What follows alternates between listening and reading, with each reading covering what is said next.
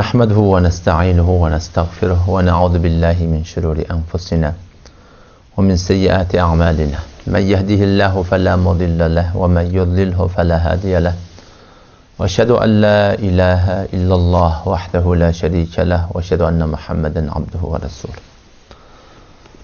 Muhterem Müslüman doğrularım, bugünkü celesemiz 4. celese öz kelası tercümeyi Kur'an'ımızdan.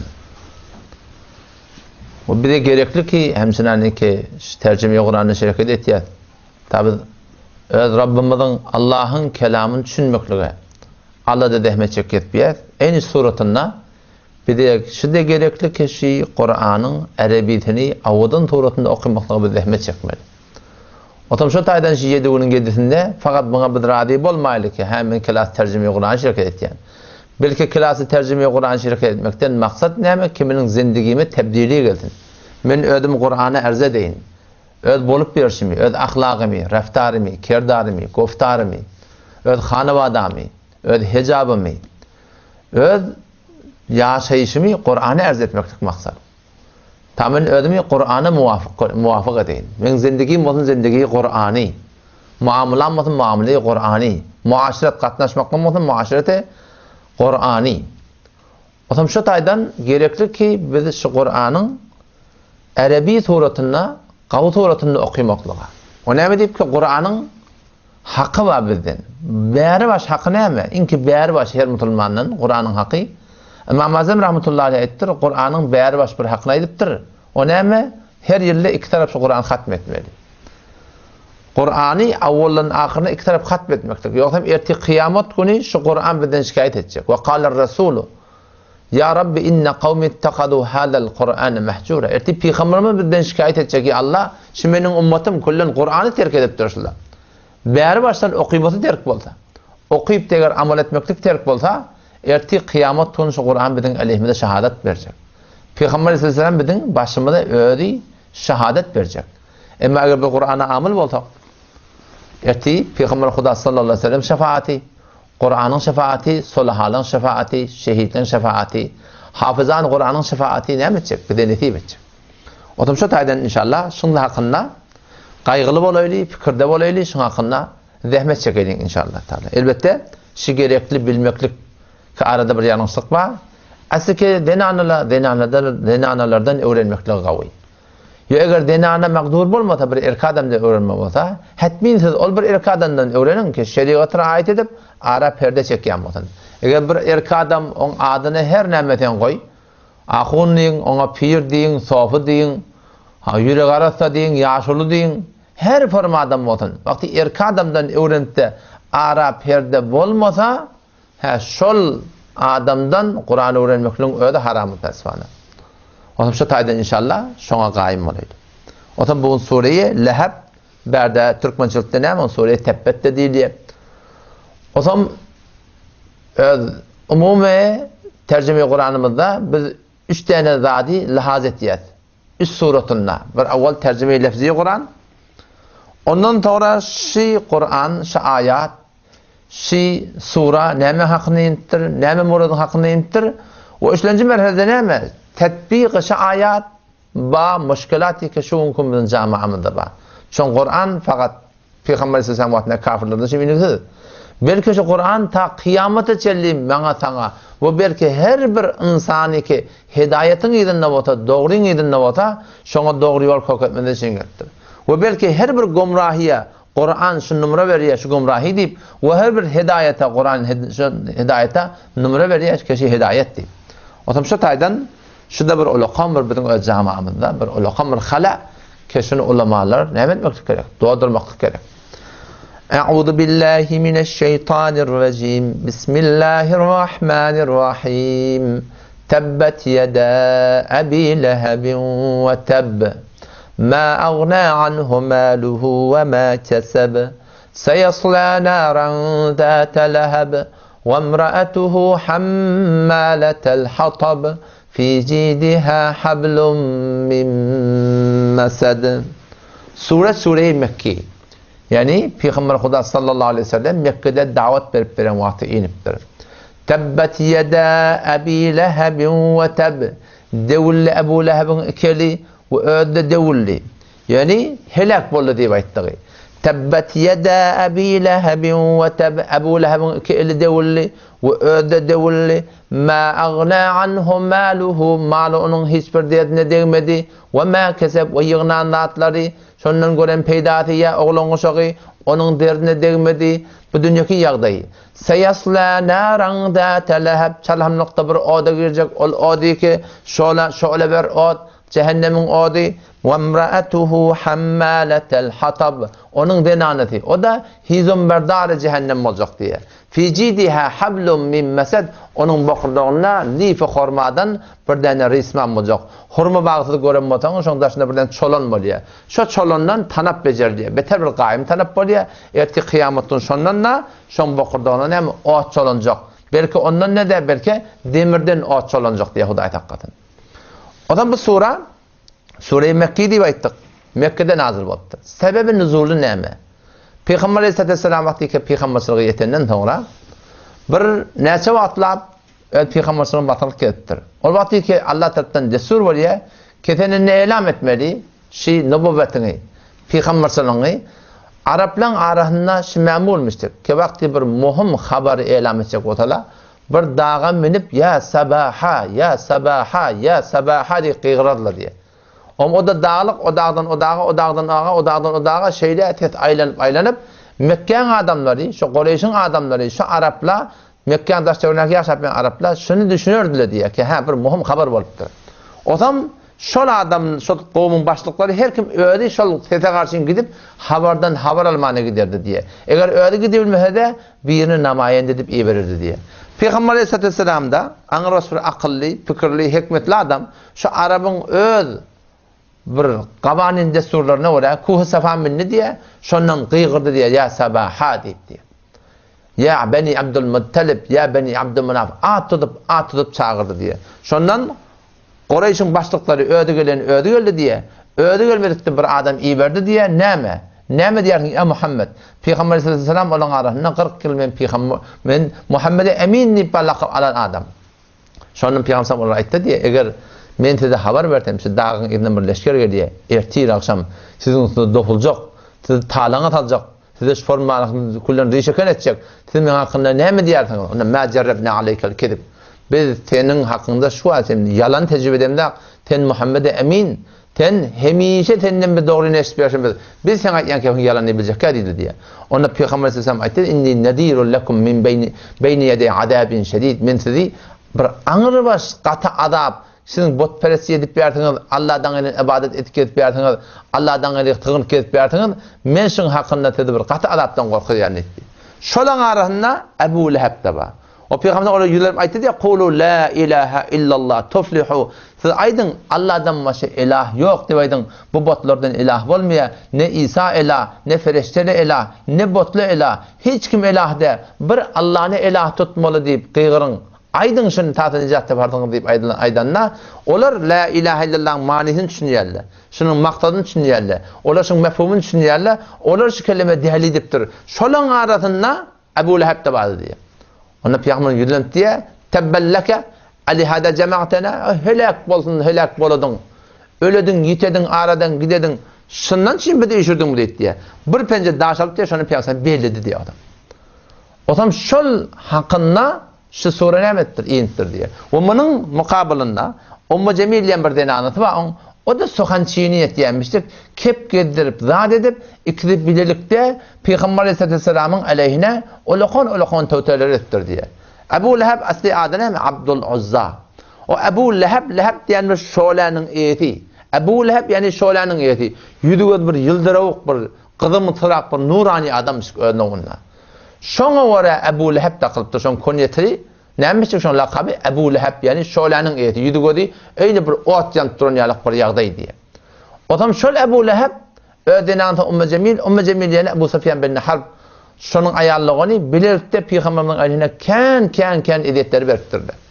Ravi rivayet etti ya Peygamber Aleyhisselam diye ben gördüm diye kim olsa ve haçta biz Mekke diyelerine bir yatan çöl yardımcısı şey Peygamber'in vaktinde. Halbuki böyle değil.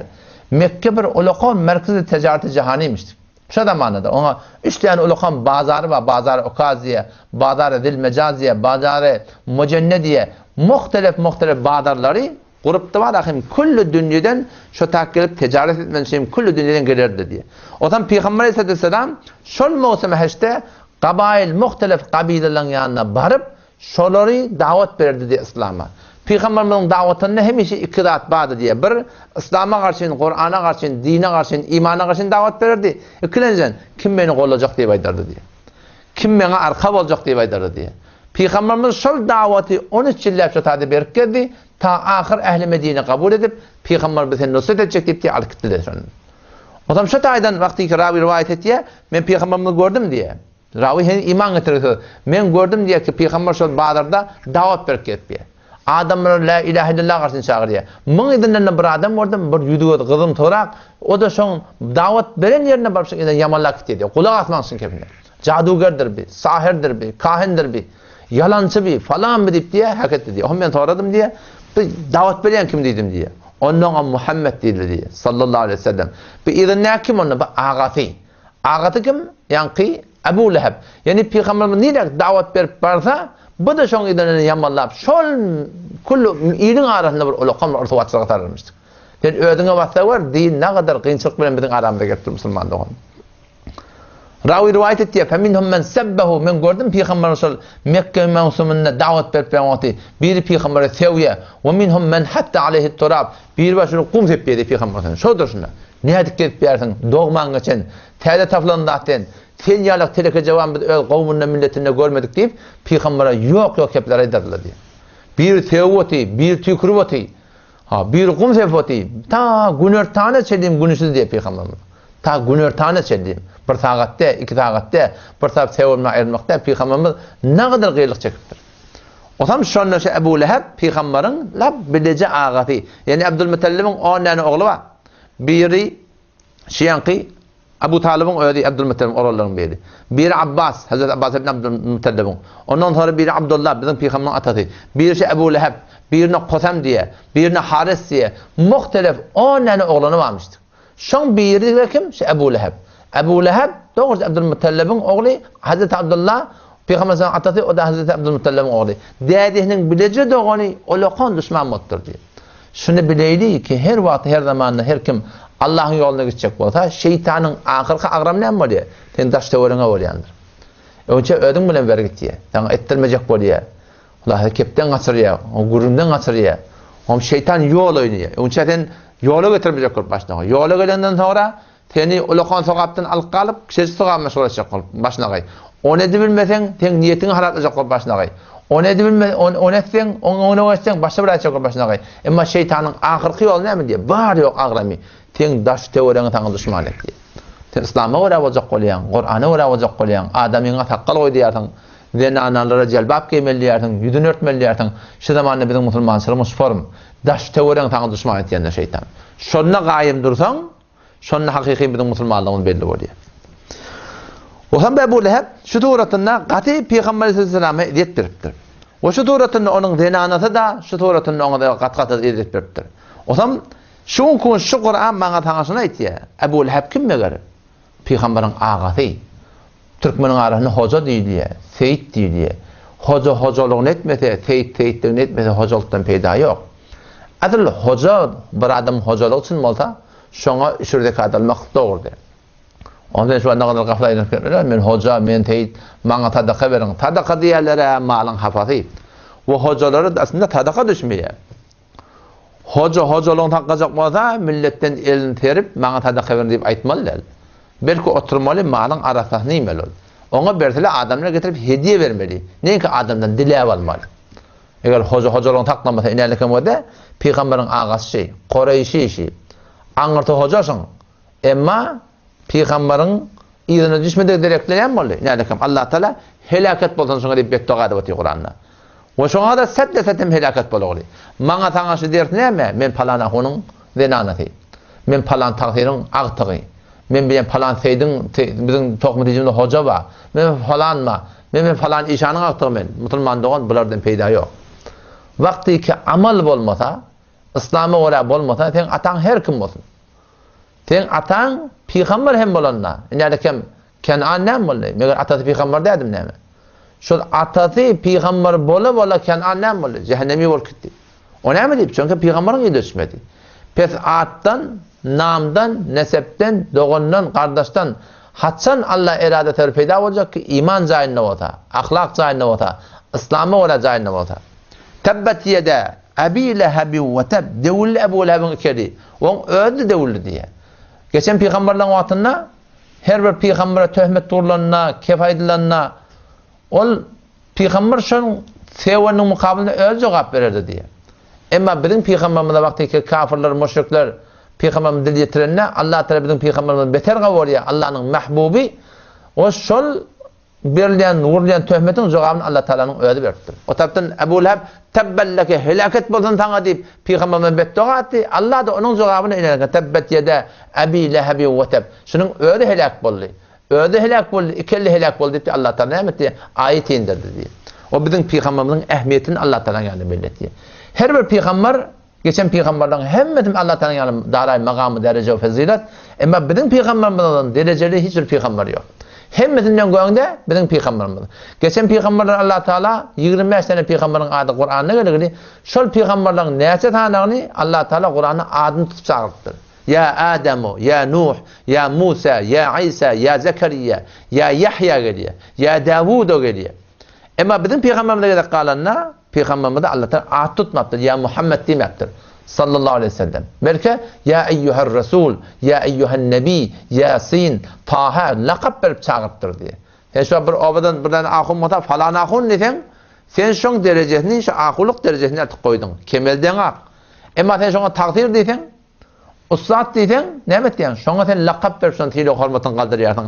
Bizim peygamberimiz Allah Teala'nın has Allah'ın o muhabbeti bolandan Allah Teala bizim peygamberimize ad tutup çağırmapdyr. Belki lakap berip çağırıpdyr. Ve hatta Allah Teala şıgadar bir düzgün goýupdyr Kur'an'a. Ki ta kıyamet içelim şeyle her kim Allah'ın razı edecek ota bayet peygamberin ýerine düşmeli. Men Allah'ın razı edecek, Allah'ın aýdanda ola boljak diýip peygamberin ýerine düşmeden, peygamberin sünnetine gaýym bolmasaň, peygamberin aýdanda ola bolmasaň Allah Teala şol adamdan razı bolmaýar. Kul in kuntum tuhibbunallah Peygamberin wagtyna adamlar botdur. Her wagt her zamanda. Peygamberin wagtyna botdur. Yahudiler iddia etdiler biz Allah'yny gawurýar. Mesihler iddia etdiler biz Allah'yny gawurýar. Botperestler iddia etdiler biz Allah'yny gawurýar. Emma Allah Teala bir kanun indirdi. Ta kıyamata çedi musulman dogan ýol şi. O näme? Kul in kuntum tuhibbunallah aýt Resul Huda şu ummatyna tamam insaniyete ta ahir noktaýy kıyamata elan şi. In kuntum tuhibbunallah eger Allah'yny gawurýarmasaňyz Allah'a muhabbetiniz bağlılsın bolsa, Allah'a imanınız bağlılsın bolsa, Allah'ın razı etmeklikinin maksadını bolsa, ne emedin onunla? Fettebi'uni meni Muhammed'in izini düştü ve ümmetine. Eğer siz Resulullah'ın izine düşseniz, benim peygamberimin izine düşseniz diye Allah Teala. Yuhibbukumullah, Allah sizi kavuracak. Ve yaghfir lekum dunubakum, günahlarınızı hem mahvedecek Allah Teala. Wallahu gafurur rahim. Allah bağışlandı mehriban. Pes yekece bir yol var. Allah'ın razı etmesi için. O da näme? Peygamberin sünnetine gaýym bolmaly. Sünnetin mukabilinde näme? Bidgat bar. Bidgat diýerler näme? Peygamberin aýdanna ters. Oňa namaz bolsun, arada bolsun, ýene bir zat bolsun, haýsy bir edilýän iş peygamberin tersine gitse, şoňa bidgat diýerler. Sünnet diýip peygamberin dinine diýilýär. Allah'ın dinine diýilýär. Bidgat diýip näme diýerler? Bidgat diýip şeytanyň dinine diýilýär. Şeytanyň düzgünü şo. Näme ýalak? Nädekim ýa-ni öküje söz aýtdym ha. Fazaile de bazahma gameri diýip namaz bejeripdirler. Bilmem gara çarşymada falanjy namaz okuymaly. Aşyra falanjy namaz okuymaly. Leytir ragatda falanjy namaz okuymaly. Şebe beratda falanjy namaz okuymaly. Kadir gecede falanjy namaz okuymaly. Şoň hemmeti bäderden bejerilen namazlaşlar.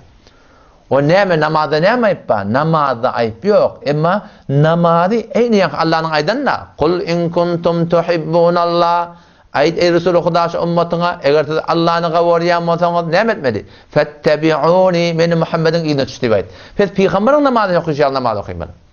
Ýöne özüňden bärden bejerip bir namaz okuýanyň bilen Allah kabul etmeýär. Gara çarşamba diýip palanjy namaz peýgamberiň wagtyna ýoklarmyşdy. Peygamberimiz nehy edipdir. Näme nehy edipdir? Men amila amalan felaysa aleyhi emruna. Her kimi ki bir iş etdi. Bizim desturumyz ýok şeýtmeliyim. Fe huwa raddun, şu merdut taçydypdyr. Men ahdete fi emrina hada ma leysa minhu. Her kimin ki bizim dinimizde bir zat türetse ki bizim dinimizde yok da. Men Resul aytmaptır, fuqahalar aytmaptır, müştehidler aytmaptır. Hanefi mezhebi kitabında yok da. Ma leysa minhu. Dininde yok da. Fehuve reddun diye. Peygamberimiz merdut atçı diye. Pes her bir edilen iş Allah Resulü'nün aydınlığı oraya bulmalı. Yani kim erkek adamlardan sonra zıma baranda hutbe kıyılıyor çıkıp da menberde. Şu hutbe kıyılıp duqa namaz okumakla haram. Ne namaz okumak haram? Çünkü şunu peygamber etmektir. Çünkü şeriat şunu nehyediptir. Yani kim Türkmençilikte ertesi namazdan çıkıp barak o tevhid selam şöyle selamun aleyküm selamun aleyküm selamun aleyküm. Salam takdirlerimle dua edip veriyor. Hanefi mezhep reddül muhtarda geliyor bid'atçı diye. O salamda ne ayıp var? Salamda ayıp yok. Emma şu salamı peygamber vermektir. 14 yerde salam verme doğru diye. Birisi şu namazdan sonra salam vermek doğru diye. Pes her bir edilen işte ne etmeli? Peygamber'in yerine düşmeli. Yani attan men adam sünni bolan bilen men cenneti bolmayan. Ha. Başka birine başka bir at bul koyan bilen ona kafir dip bolmaya. Bolup bersin gödemer musulmandan. Pesçi tebbet yede Abi Leheb ve Teb mana sana Türkmene şunu düşündürüyor. Ki men Türkmenliğime dayanmalı. Halape peygamber kesi reh gozid ki hergez be menzil nekahat resid. Mependar sadi ki rah sefa tavarrak cüzder peyyi Mustafa. Tamam etiyen işlemedi. Gözde Kur'an ne midiptir? Sünnet ne midiptir? Hanefi mezhep ne midiptir? Aya bağın şeriatta bağdat mı? Kitapta bağdat mı? Hanefi mezhep kitabında bağdat mı? Gözde sürme. Yöne yoksa yaxşı niyet bilen hiç vakitte Allah'ın razı edip olacak. Ondan sonra ma agna anhu maluhu ve ma keseb onun derdine değmedi onun malı diye. Bay adammış Ebu Leheb diyorlar. Ağırı baş bir tiyli hürmetli adammıştık. Ne kadar oğlun uşağı varmıştık. Onun malı da onun derdine değmedi ve ma keseb. Onun yığınan malı edinen asıl sermayesi derdine değmedi. Ondan çıkaran peydası da derdine değmedi. Ve ma kesebin emettir kâde tercüme ettir oğlun uşağı deyiptir. Ne malı derdine değdi ne oğlun uşağına derdine değdi diye. Pes Ebu Leheb'in malı onun derdine değmeyiptir.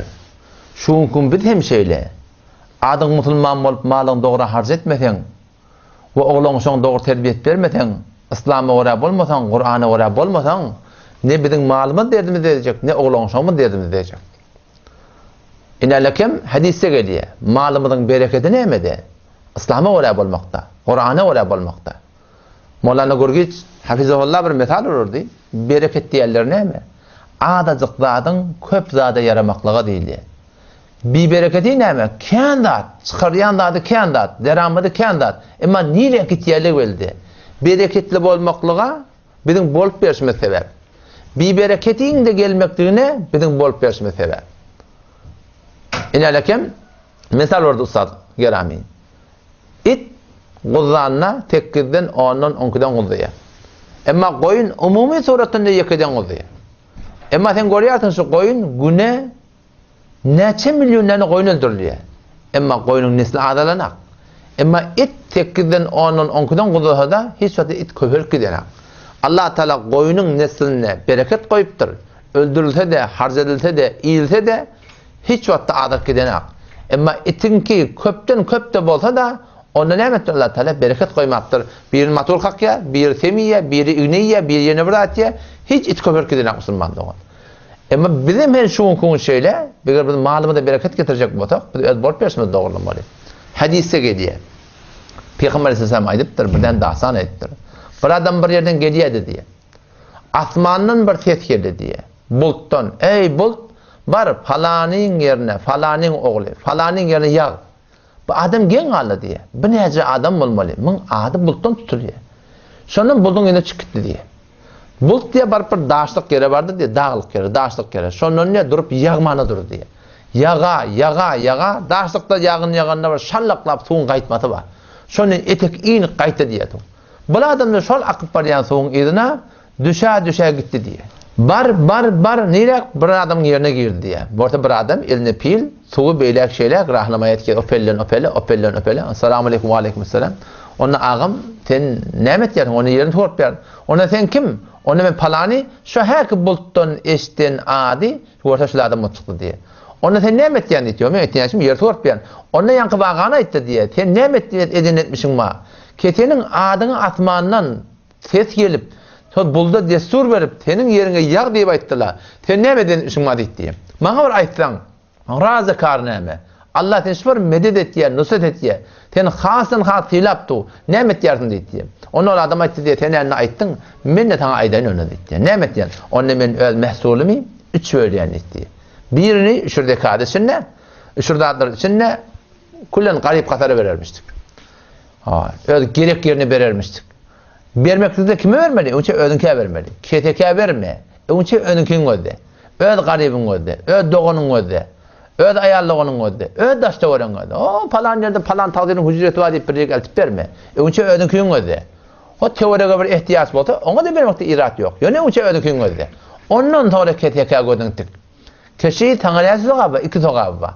Ne kadar muhabbet getiriyor ara. Ölülmenu, ön çıkarılmenu, Kur'anlığı ölmenu, arada tutuyor. Kayda bir müşkül bota. Birin ödünü verin. İkinci merhalede, ona ne etdiyen? Onun ikinci merhalede men oğlum uşağıma harcetdiyen etdi. Malım üç ödeyen, bir bölüğü zekat ladım, garip katarın ki, bir bölüğü, ondan sonra yankı oğlum uşağıma iyicek işçeğine, bir bölüğü de men yerime harcetdiyen etdi. Şun kun mallan bir bereket etiniz nebep neme? Bizim amallamız. Bir hutta da harc ediliye. Bir hutta da berliye. Çeşmeyi harc ediliye. Pes vaktiki Ebu Leheb'in mali. Olanı bir gururma. Kafir bolupdur malı ham peyda bilmektir. Şun kun musulmanım şeyle. Meni senin malımız neme? Peygamber aydıptır. Yakulu ibn Adem mali. Adamlardan oğlu men malım diye aytdı. O peygamber ne dedi? Sen malın diye geyip diye könüldenin. İyip de savanın öğünden Huda için iyi verenin qalanı kim Müslümandan oğlan şonq. Allah Teala meni senin malımın näme? Haýsy mal bilen ki? Wa ma tuqaddimu li anfusikum min hayrin tajiduhu indallah. Ol birdadyky öz öňünden iyi berýärsiňiz. Wa ma tuqaddimu li anfusikum min hayrin öz öňünden hayır hasanatdan iyi berýärsiňiz. Tajiduhu indallah. Onun sogabyny Allah'ın ýanyna taparsyňyz diýär. Pes Huda için vermeklik gerek. Göz için versen bununla sogap yok. Dine Allah razı olsun deyip bir tori vermek kavi ki sağılın berenin soğulun bilmesin. Yani batırıl ver. Zekatın olsa, üşrün olsa onu töhmetten kaçmadan için adamdan aşkara vermeli ki falani zekatın da berenak deydirmeliydin. Töhmetçadan ve kaçmaktan olukan burada. Ama berdeki nefli sadakalamıdı ne etmeli? Başardın ona batırıl vermeli. Türkmen sadaka diyen ne etmeyin şey bir kadının kulağını kızdırıp adamlar üşüp çarşırmır mı Müslümanlar? Böyle de bir ki sadaka diyenleri bir gerek yerine vermekte değil ya. Sen bir çukuru doldur. Bir yetimi, bir gerek bulup duran yerini o bimarsana oğlunu gidiptir. Ne kadar harzat buluyor. Sen bir enetan hayrına sonun için. Bir çukuru doldursak o ne edecek? Ömür sahibi bana sana dua etkecek Müslümanlar. O zaman beni Ebu Leheb'in gurunu ma agna anhu maluhu onun mali onun hiçbir derdine değmedi diye. İnelekem Kur'an'ına geliyor da dastan geliyor. Bizim aramızda hafıza Kur'an falanın gibi hafıza oluptur. Hafız olup Kur'an'a amel etmesen şu Kur'an bir lanet edecek. Bayat amel edilmeli Kur'an'a. Peygamber diyor kem min talil Kur'an yel'anuhu. Çebesyar Kur'an okuyanlar bak ki Kur'an şu lanet ediyor diye. Benim ümmetimin münafıklarının köpüsü kim deyiptir? Kur'an okuyalı deyiptir. Heleylerden ne şeyle? Erkeklerden şeyle. Biz katı korkmalı, münafık ol kesamaydı. Kur'an'ı Allah'ta dastan ediptir. Kim ol? Karun'un dastanı ediyor. Karun yerler kim? Hafız-ı Tevrat. Müslüman mı istiyorsa? Ama mali şun derine değmektir. İnne Karun'a kâne min kavmi Musa febaga aleyhim. Musa Aleyhisselam kavminden. Öyle doğan oğlanı. Hafız-ı Tevrat. En şu hafız-ı Kur'an boşuyalım.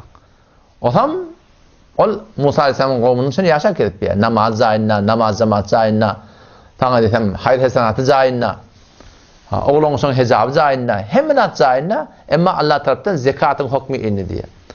Vaktiki zekatın hükmü inenne, yankı Karun, 40 şehir kırıldan dolduran Karun, gözü kumdan doldu, maldan dolmadı, şu nefsine ağır deyip durstadı. Nefsine ağır deyip diye yol oynadı diye, bu bunu varten. Bardı diye başa baylan arasında, bunu var ya ama Musa'nın ayetlerin gurduğunu vardı. Avvela namaz dedi, biz okuduk, arada dedi, biz tuttuk, hecap dedi, bolya dedik. Hayır hesenat, onu bolya, onu diyor, aktif durmadık. Ne mi dedi, biz teyyar, Allah'ın cihad etmeyen, bana da teyyar. Ne mi, malımı da alacak bolya dedi. Malımı da almalı hava, malına zekat verme, bolmaya, ne etmeyin, onu bir yol oynaylı dedi. Näme ýol oýnaýly? Onna bir däne teleke zenana tetmi etdi diye. Kän pul berdi diye.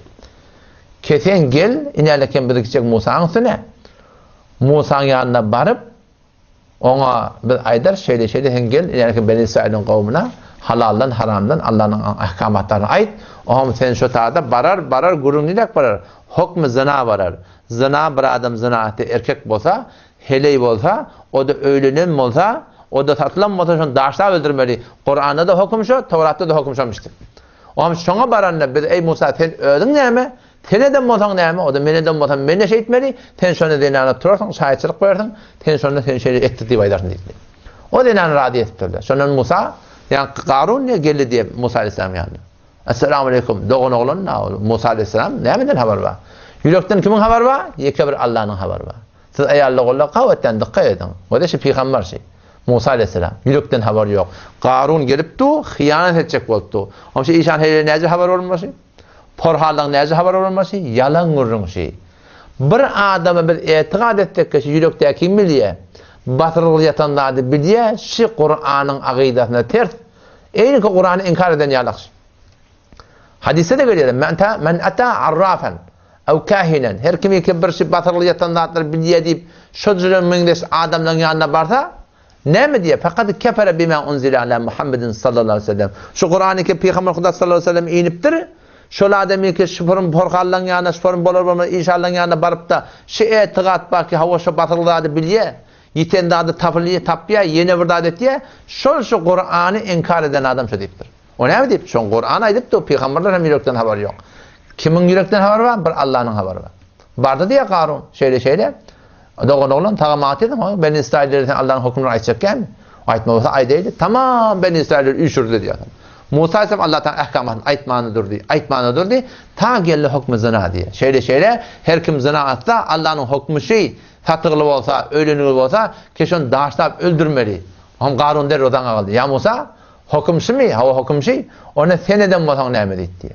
Men eden bolsam meni daşam diýip durdy. Peýgamber hak kepleýär. Men eden bolsam onu sen eden bolsaň şeýleme o. Nauz billah şu jemde peýgamberiň sen edip durýan kim diýdi diye. Musa sen kime diýen? Maňa diýen ho. Men edip durýan kim aýtdy? Turdy diýen. Renan turdy geldi ýa. Şaýatçylyk berdi diýe Qarun. Musa sen etek düşüp gaty bir gadap bilen näme diýen sen diýdi. Gatam bir sorady diye. Näme diýen sen diýdi. O denanyň emmana tandyrak düşüp, onda diýdi, "Şula meni tetmi etdiler. Pulu aladylar. Ya Musa, senin aleyhine şahadet bermeletler." Musa ise gaty bir gaharjan, gydym töraga adam myslyk tappa ýere ýapsa secde Allah. Ya Allah, gözle bilary, senin kelimiň bilen nämet geldi. Senin peýgamberiň awry bilen nämet geldi. Allah tarapdan wahy geldi. Ya Musa, yer senin ihtiýarynda. Nämet çek bolsaň edaga. Näme hukm diýer sen diýen etjek. Şondan Qarun'un ödi tamam daş teorekleri, tamam mal mulki Allah'ın emri bilen. Şu taada Musa aleyhisselam çek yere diye. Çekti diye geliye topuğa can çekmeýändir ýaly. Yamaşlady Musa çek diýdi. Diýdi geldi, hahiş, temenna, lap gözlerinden ýaş çekip, ey can Musa bağışla, istiwa et. Galat etdik, öwrläp etmeýdi. Sen bizi maaf et. Çek diýdi Musa aleyhisselam. Gerli gorsaga yer hemmesi çekip barýar. Yamaçlardan çek diýdi. Can, hahiş, bokurdaga geldi diye. Can Musa geçaten yer çekip barýar. Musa açtan çek yere diýdi. Şo çeken musulman dogan. Ta ebedül ebed betbat boldy öldüri. Kim şola? Adam musulman. Ama Allah tarapdan wahy geldi. Ya Musa diýdi. Bular senden kömek etdiler. Meniň azatym bilen kasam diýdi Allah. Eger şular menden kömek etdiler, men şuları maaf ederdim diýdi. Allah ne kadar mehriban zat. Allah mehriban, emma Hasan Selim can bokuda öýlençe. Şudan gitýänçe, inna Allah Taala Tawratda Qarun'a rahmet mi ýendi? Inna Allah Taala Qarun'da şöňe rahmet mi ýe? Inna Fer'ona rahmet mi ýe? Rahmet mekde Hasan Selim şu bokuda gaçady. Pes wede şaade musulman Qarun, hafızı Tawrat Qarun, şu kun Kur'an Tawrat'a amal etmepdir. Tawrat'ın bir hukmunu inkar edipdir. Şunu Allah Taala ebed cehenneme aqlatdymy? Maňa saňa da bir ulakan der şu Kur'anyň aýtýan daşsalary ki adyň musulman bolup Kur'any inkar etsek, Kur'anyň haýdy bir dadyny inkar etsek, ay şeýle bir dap bolarmy? Lagal edibilmeýän, neftiňe berilmeýän noň näme? Dogurtuşy diýip. Şunu etmeli. Inäleken wada erkek adamdan takkaly şey Allah'ın bir erkeklere beren zineti, Ulakan taşla da tez denalarla berilen ziynat. Erkeklerde takkal olmalı. Denalarda ulakan taş olmalı. Erkek adamın takkalının burtusundan ezafatını ketmeklik ecadı var. Denalarının taşını hiç ondan ketmeklik ecadı yok. Meğerin ki Mekke'ye gidenle bir sınırcı ketmeklik ecadı var. Ya berde muhura birdat düşüp de var. Bir hazık, mutakasız tebip sen bir sınırcı ketamalıydı. Onunla bir sınırcı kaça aydan hetine güncayışı var. Emma onun edafa min adamim gavoriye. Falan adamim de sor veriye. Falan etiye. Ten olu küçü tanrıyın, olu tanrıyın aytyanı ödemeli. Şon aydan da zuhur gelse, onun sonuna kesmeli ecadı var. O zaman şu taydan bana sana şu bir ulukon der. Neme ki adam musulmançılık bilen bolmaya. Kur'an'ın, Resulullah'ın sünnetinin haydi birini edebilmeyen mi? Doğrusu şu değil. Doğa adın öz hakkınızda. Doğrusu şu deyin, doğa adın men hakkımda da deyin. Doğrusu deyin, hakkalı koymak Peygamber'in sünneti. Ama şunun konuşunu inkar edilse, şu hatar yeti Müslüman doğan. Beter hatar yeti. Ondan sonra, bir Ebu Leheb'in hakkında, seyasla naran datel leheb. Salamlıkta ol bir oda girecek. Şol ot milletin de umidi var Müslüman doğan. İnnel mücrimine fi adabi cehenneme halidun. Bir şey mücrim günahkarlar cehennemin odununa hemişe kalacaklar deyiptir Allah Teala. O cehennemin odunu Peygamber haber veriptir. 70 barabar şu dünyanın odundan gıdıgırak. Ya Resulallah 70 barabar şu dünyanın odunun olacak. Onun Peygamber ayıttı diye 69 barabar şu dünyanın odundan gıdıgırak deyip. Şolla orada aptıran ot. Ebu Leheb'e bolşu alak. Qarun'a bolşu alak. Mene tenem şuun kun adamın musulman bolup Kur'an'a ve sünnete ve bolmasak şol ot bize de teyarlak qıptır Allah Teala. Yöne adam musulman sapqalan bolmayan musulman doğan. Bayet bil Kur'an'a amal etmeli. Kemezkem inkar etmeli. Allah Resulü'nün aydan ne olaydı? İnnel mücrimine fi adabi cehenneme halidun. Birçok mücrim günahkar kafirler onlar hemişeki cehennemde kalacaklar. La yufettaru anhum ve hum fihi mublisun. Hiç vakitte azaplar yenilecek ki. Öllerde anırbaş naumid. La orada yanıp durla diye. Allah ne diyor? Ve ma zalimnahum biz öller zulmedemedik diye. Velakin kanu humud zalimin. Öller zalimdiler. Ta can karkara geliyençe bir de görüşürler. Ömür 700 yıl ömür verdik işte günah karşısında el çekecek yani. Hemişe günah karşısında niyet eden adamlar bunlar. Allah oraya bulmalıyan gurun yok. Halka oraya bulmalayıp halkın gövüne demek olan gövüne yengil geliptir. İyile oraya bulmalayıp din defilestir kelmek olan gövüne yengil geliptir. Şoförüm yaşamaklık olan hakikat kasteden adamlar. Sondan ne cehennemdeki adamlar kıygılmandıracak diye. Ve nâdev ya mâliko cehennemiler Malik cehennemin hakkısı. Şunu çağırmandırıyor. Ya Malik liyaqdi aleyna rabbuk. Senin Rabbin bizi öldürsün ne? Dineyle biz zendegiden. Malik 1000 yıl sonra cevap verecek diye.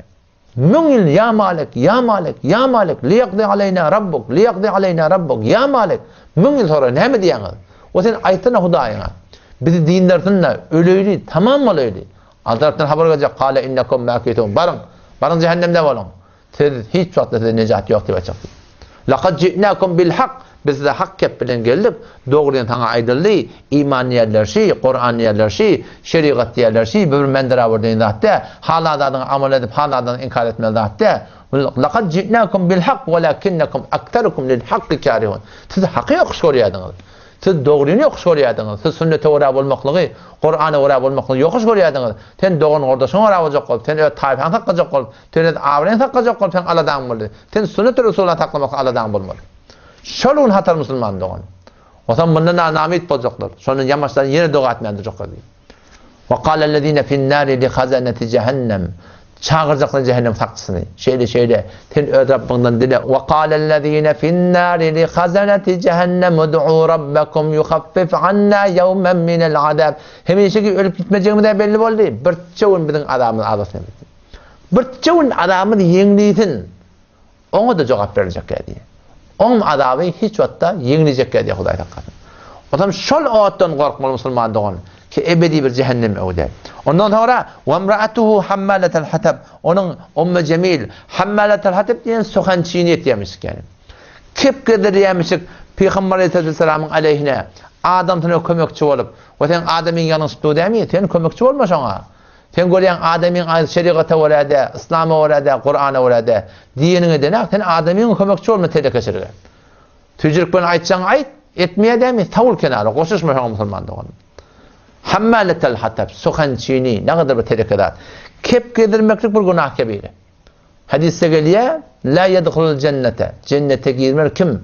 Kepke diyen adam diye. Kepke dirmeklik taifanı vursturuyanlar. Taifanı vursturuyan. Otam şu taydan şuna habardar olmalı. Helilen arasında şibbeter ken tapılyanlar. Nereken Fazıl ibn Ayyaz rahmetullahi aleyh ediptir. 3 amal var ediptir ki adamın hem amalını berbat etiye. Namazında podiya, namazında toğan berbat etiye. Aradağında podiya, dehrezinde podiya. O ne amal? 3 tane amal edip bir gıybat, bir sokan çiğni, kepke edilmeklik, bir de yalan etti. Gıybat diyenler ne mi? Müslüman doğanın elinden keplemeklik, keşoşun eşlerine kıyın olacak. Hayır, gıybatı değil, sıfatı ne oldu bilirse, gıybatı halal demek, adamın imanı hatırlıyor. Gıybat etmelilerden. Bir yerden cemde oturuyorsun, gıybat et diyeyim, hayt balı otur, gıybat etme. Aydan'a kulak atmayayım, Türk gitmiyorsun. Oturmalılarsa cemde, oturduk bir de hem şunun hesabını yarılacak, Kuday'dan kadın. Türk gitmiyorsun cemden. Gıybat etmelilerden. Elbette, neyse adamın gıybatı doğur diye. Bir oluyor zalim padişah. Ağın zulüm ettiklerim muhatabır. Zalim padişah var. Şun yerine keplemekte irat yok. İkinciden bir var, onun bunun başına kulağı koyup kespiye. Bu şerurun biri. Adamlara tanıtmadan için şehette dol izine tıran başında adını kuruk etmekte ha.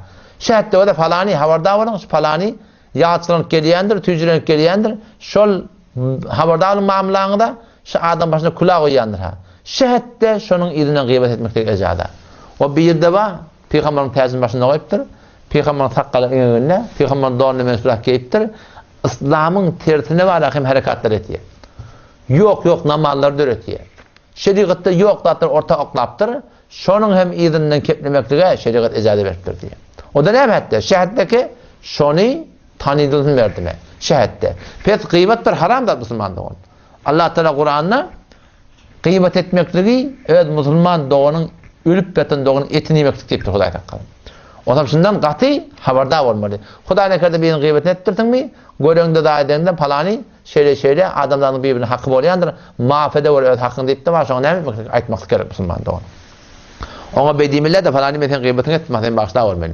Beydimiller adamların birbirine hakkı oluyor. Ten mağfet demeli. Kep girdirmeklik doğunu vursturayanlar. Yalan ağlamaklık. Oğlancıklar hem ağlamanın icadı yok. Belki gel, beşlime sana verecek. Ama vermeden, işte bir yalan hesap oluyor. Belki oğulları doğruyuna itmeli, ve aydan keminden ne mi şunda durmalı Müslüman doğan. Oğullar şu hukukun menetini öğreniyor. Oğullarına falanca berik gel sana falandan verecek, bunun kümede varsan sana çarşıda da verecek, bundan falanca da verecek. Ama şu keminden yürekten vermek niyetinde yok. Şunu hiç vakitte yalan anlamalı. Eğer yüreğinde bolmanı almaklık yok, yöne hemin törü oğlun mağlakim bir ağlamadan bırdattan koyduracaklar. Ayttan ne böyle? İşte yalan hedef böyle ettir Peygamberimiz. Ondan sonra yine bırdat ba. Türkmen bırdat eşittir inşallah desen yalan olmuyor. İnşallah sana çarka verecek. İnşallah sana matura verecek. İnşallah sana falan edecek. Onu oğluna ne et diye biliyor da şu dede inşallah dedi. Yani Allah vati. Dede inşallah o zaman gerek geldi vati atan. Dedem inşallah dedi. Yani yalan anladı. Betmeliler de oğlana öğretmeli. Çarka vereceğim oğul suada pulum yok. Ben sana haberin hem yalancı. Allah'tan etimini oradan botup olur. Onu görür sonra. Heni bir botturun atıyor. Dost soracak netmeli oğlan sonra. Hatta benim sahabe diye Allah Meşabi rahmetullahi aleyhi yanlış bir hadis ettim diye. Peygamber edin la yedhulul cennete. Safiko demin. Cennete girmer nahakkan dokan adam. Ve la meşşa'un binemime. Kepkedir yan adam. Ve la tacir bir taciri ki derse diye vamiye nuzul alıyor. Şu 3 nefer cennete girmer deyiptir Peygamberimiz. Kim? Nahakkan dokan adam. O bir taciri ki derse daliye, vam aliye, nuzul aliye. O üçüncüsü ne mi? Bir onun bunun anı kep gedirip bir adam. Ben heyran soradım diye. Ne yaparım bu diye. Nahak adam öldürüptür. Ona cehennemiliğini belli burada. Rebakardaki Allah Teala Kur'an'ı eylem sen gediptir. O şey kep gedirmeklik ne Allah Teala ben gediptir. Adam öldürmek bilen, reba yemeklik bilen, gedip kep gedirmekliği. O kepin ona üzüzüne kepak etmemeklik. Şunday Allah Teala Peygamberimiz sallallahu bilim için beyan ediptir. Onu ayette diye ki kep gedirmek adam öldürmedi eltiye. Onun bunun malını nahak imede eltiye. Her bir adı eltiye Müslüman doğun. O zaman şu tayda ne etmeli? Haberdar olmalı. Biz hem ki şib tereke kılığa mubtala bulamağı da bakiyetçilik, görüpçülük, şöyle tereke ahlakla. Şuna hakkında Allah sığınmalı. Ya Allah sen beni sakla. Nefs adamın nefsi bakil. Değil mi? Ve min şerri hasidin idâ hased diyen. Ol bakilçılık eden vatandan yalamaya taňa sığınyan neftin bir bakil da musulmanda on. Şimdi neftin bakilçılık etdiğin vatı var, şonda Hudaýa tığınmaly. Auzu billahi mineşşeytanirracim. Bir maşin alıptır, bir motor alıptır, bir öýt alıptır. O Hudaý Taala beripdir da. Şoňa neftin bakilçılık etjek bolýar. Şonda Hudaýa tığınmaly. Şu teleki gılyklardan nejat tapmaly. Bakilçılık bir dertçi. Olokan bir dert. Bir kişi bakilçılık evvelin günahı ki yerin yüzüne kan döktürdü ve evvelin günahı ki asmanına Allah'ın dergahından kavdurdu. Asmanına kim bakıcılık etti? İblis bakıcılık etti. Yerin yüzünde kim bakıcılık etti? Kabil bakıcılık etti. Kabil öz almanı Habil'e bakıcılık edip on alanını izvac etmesini izvac edecek olup bakıcılık etti. Şu bakıcılık sebebi ne mi oldu? İyi de Adem öldürmeye vardı. O asmanı da iblis Adam'a tabakçılık etti. Şu bakıcılık ne mi oldu? Ne mi sebep oldu? Şun iyi de Allah'ın dergahından kavulmakla sebep oldu. Ve şun kunem şeyle Müslüman doğan. Şu bakıcılık bir olokan bir dersi adamların vücudunda emraz-ı batini işi. Şu bakıcılıktan, görüpçülükten eğer bir necat tapacak olsak şun yekece bir yol var. O da ne mi? Allah tığınmalı. Ya Allah ben bakıcılıktan koruyor var. Yüren haytı bir daha da şeytan vesvese etse ne etmeli? Şuna Hudaýa tığınıp da şonu şey etmeli. Biz onun vemraatuhu Abu Leheb'in denanı hammaletel hatab soğançini. O şun kun şol soğançini ediptir. Şol kun soğançini ediptir Peygamberin aleyhine. Peygamberin dininin aleyhine. Zahmetler çekip ahir cehennemi bolanmasa şun kun bilen Peygamberin aydan kep davada la yedhulul cennet. Cennete girmer kim kepkedir yani denana kepkedir yani erkek adam. Lazım defa kepke edilmeklik Ebu Leheb'in hele olsun, kafir olsun, adam cehenneme girsin. Belki her bir adı Müslümanına fakat iş kepke edilme olsa, onu kurstırma olsa, olam adı Müslüman, ona hem cennet yok Müslüman'da onun. Kaçsın hakkında Allah'dan korkmalı. Ve fi cidiha hablum min mesed. Onun erti kıyamet günü sonun bokurda onunla Allah Teala demirden bir tane tavuk oklayacak diye. Ne mi derler? Şu İslam'ın aleyhine, Kur'an'ın aleyhine çıkan zehmetin mukabilinde. O na'ul billah şeyle bir yağdayda dünyadan geçmektedir. O zaman inşallah Teala ne mi deyli? Himmete deyli, Kur'an'ın tercümetini, önküsünü de ettim ha, tefsir kabiliden öğreneyli. O şu parim 7 günün üstüne dehmet çekeyli, Kur'an'ın tercümetine ve Kur'an'ın edebiyetine vaktimizi bir hut geçirmeyli, mutala edeyli, öydeki hanım adamı kontrol edeyli, ve hatan hatama şu celbabın hakkında hatsan hat görünmeli ya elhamdülillah. Şu celbabi bir hetmin aramıda getirmeli. Elhamdülillah şu yoğuşuş amurt var ya. Dünyanın önüne Kumuştefe'de bir giydi elhamdülillah gayret eminim. Elhamdülillah şu an benim maşinimin elinde bir tikirli.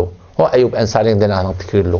Şu form ayarlı oğlum, size bir olakon hediye şu celbab. Biz de avval bağda atmıştık. Bir teyde dören dağıttı, bir amallahun dören dağıttı. Bizim avval başlatlarımız varmıştık, çayşevimiz varmıştık. Müteessibhana şey aradan çıkıptır, 50 merttir. O şu Türkmen konu köşva getpiyor, gelip getpiyor. Şunu şeriat hiç önemli kabul etmiyor. Dışarıya çıkanda bayat celbap bolmaly Müslüman doğan. O gözün haýsy görmeli, iki göz görmeli, bir göz görmeli ezada. Ha iki gözün kakacak bolsaň, onu perde ber, iki gözünü görmesin. Sen rahat nämet ýaryň ýoluny görüp bilersiň inşallah taala.